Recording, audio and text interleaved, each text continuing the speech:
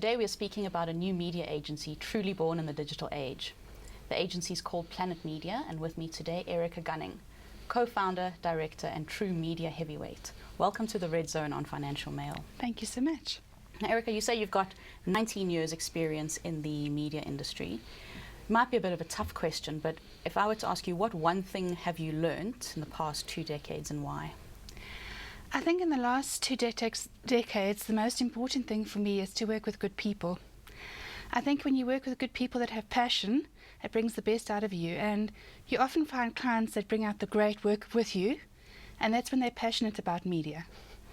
Why start a new agency in today's age? What was the thinking behind that, and what is Planit Media going to do to really set yourself apart? The reason for starting a new agency is because there's so many big media groups out there and very little independent groups that actually truly focus on client strategy and planning, and you get lost in these big groups, which is an issue. And buying has become so much more important than the actual strategy and planning behind media. And to bring back that focus is critical for us. Hence, I've got partners like Quinton Jones and Honey van Ack, because they're passionate about bringing that role of media back to clients and delivering great work that actually delivered results. Your website mentions efficiency and effectiveness with every media connection.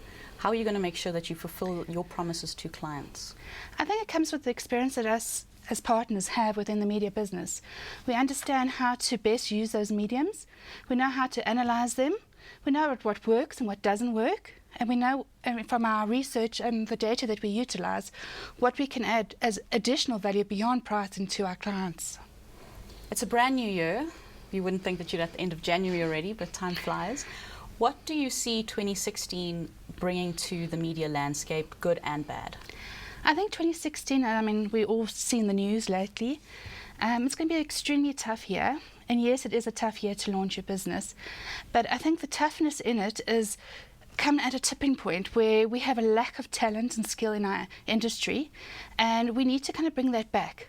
So if we don't kind of work with those challenges to actually add that value, we're going to get lost again. Clients' budgets are declining. And if you don't start working with smarter media people, you're actually not going to actually make that budget work harder for them. And that's going to be one of the biggest challenges for media agencies this year.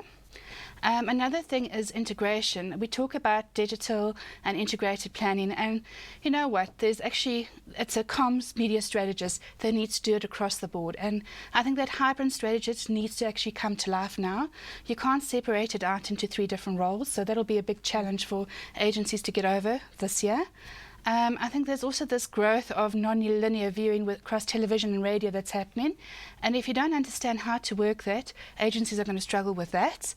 And I think it's very important that we actually upskill this industry again and bring great people through mentorships up and into the industry again, which hopefully within our agency we can start doing those mentorships which are more hands-on than when in the bigger groups where you get lost. You also mentioned delivering real media value, obviously, to your clients. What do you mean by this, and how are you going to make sure that it happens? Well, when you look at real media value and you go to any media agency, predominantly it sits with basically the ROI in terms of the price. So what is the rate card? What is the value you offer back?